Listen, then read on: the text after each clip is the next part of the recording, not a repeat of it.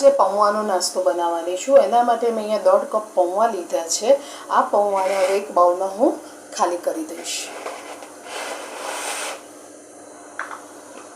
તો મેં એક બાઉલ લીધો છે, એની અંદર હું ખાલી કરી દઈશ અને આને ચોખ્ખા પાણીથી ધોઈ કાઢીશું। 2-3 વાર આપણે આને ધોઈ કાઢવાનું છે અને ધોઈ કાઢીશું અને પછી એને નિતારીને એકદમ કોરા થાય ત્યારે આપણે એને યુઝ કરીશું। તો એને થોડીક વાર માટે પછી કોરા થવા દઈશું। પહેલાં 2-3 વાર ધોઈ કાઢીએ। જો ધોઈએ તો કેટલો મેલ નીકળે છે, જોયો તમે? આવી રીતે એને ધોઈ કાઢવાનું, કચરો જે બી હોય એ નીકળી જાય। તો ચોખ્ખા પાણીથી ધોઈ કાઢીશું।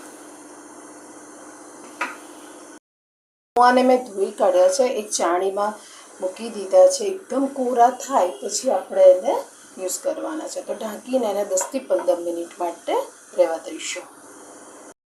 કોરા થાય કે નહીં ચેક કરી લઈએ। જો એકદમ કોરા થઈ ગયા છે, તો હું એક બાઉલમાં કાઢી લઈશ।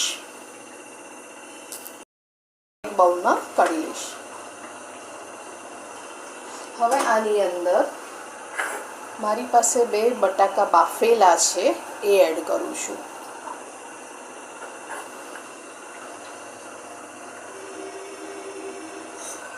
3 લીલા મરચાં, અડધો કપ કોથમીર, બાઇન્ડિંગ માટે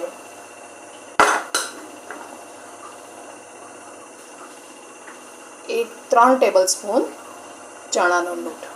તમે ઘરમાં રહેલી કોઈ બી ચમચીનું માપ લઈને આ રીતે લઈ શકો છો। તો 3 ચમચી મેં ચણાનો લોટ લીધો છે। એની અંદર 1 ચમચી લીંબુનો રસ, અડધી ચમચી ગરમ મસાલો, અડધી ચમચી જીરા પાવડર, 1 ચમચી મીઠું, અડધી ચમચી ધાણા જીરું, 1 ચમચી લાલ મરચું। આ બધું હવે પહેલાં મિક્સ કરી દઈશું। તમારે ડુંગળી ખાવી હોય તો તમે એડ કરી શકો છો।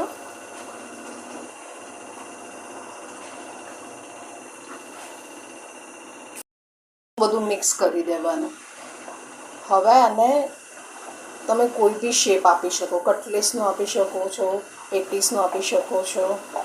હું કટલેસ અને પેટીસ બંનેનો આપીશ।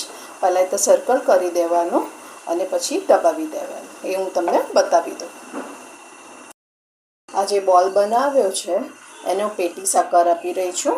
તો મેં એક ડીશ લીધી છે, આ બોલને આવી રીતે મૂકી દેવાનું અને સહેજ હાથથી પ્રેસ કરવાનું। થઈ ગયું? આ રીતે કરવાના બધા। આ રીતે હું બનાવીને રેડી કરી દઈશ। મારી પાસે આ કટલેસ કટર છે, તો મેં રાઉન્ડ બનાવેલું છે તો એની ઉપર મૂકી દઈશું, જેથી કરીને કટલેસનો શેપ બની જાય। તો આ રીતે કરવાનું, વધારાનો ભાગ કાઢી લેવાનો।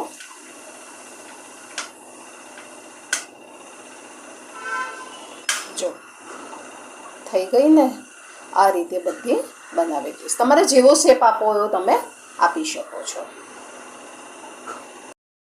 આ કટલેસનો અને પેટીસનો હું સેલો ફ્રાય કરવાની છું। તમારે ડીપ ફ્રાય કરવું હોય તો પણ તમે કરી શકો છો। મેં પેનમાં તેલ મૂકીને એને ગરમ કરવા મૂકી દીધું હતું, તો હવે આને મૂકી દઈશું।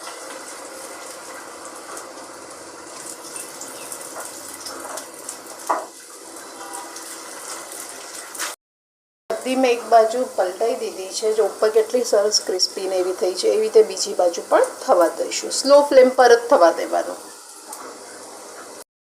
કટલેસ એકદમ ક્રિસ્પી થઈ ગઈ છે, જો તમે જોઈ શકો છો।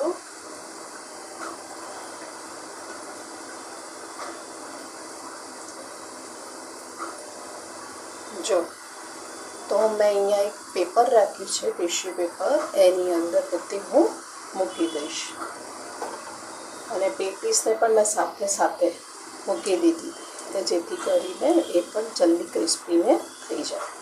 આવી રીતે બધી કાઢી લઈશ। પૌવાની કટલેસ અને પૌવાની પેટીસની રેસીપી તમને કેવી લાગી? મેં એક સર્વિંગ પ્લેટમાં કાઢી લીધું છે, તો તમને મારી આ રેસીપી કેવી લાગી છે? જો સારી લાગી હોય તો લાઈક કરો, કોમેન્ટ કરો, સબસ્ક્રાઈબ કરો અને મને કોમેન્ટમાં જરૂરથી કહો કે તમને મારી આ રેસીપી કેવી લાગી. Thank you for watching.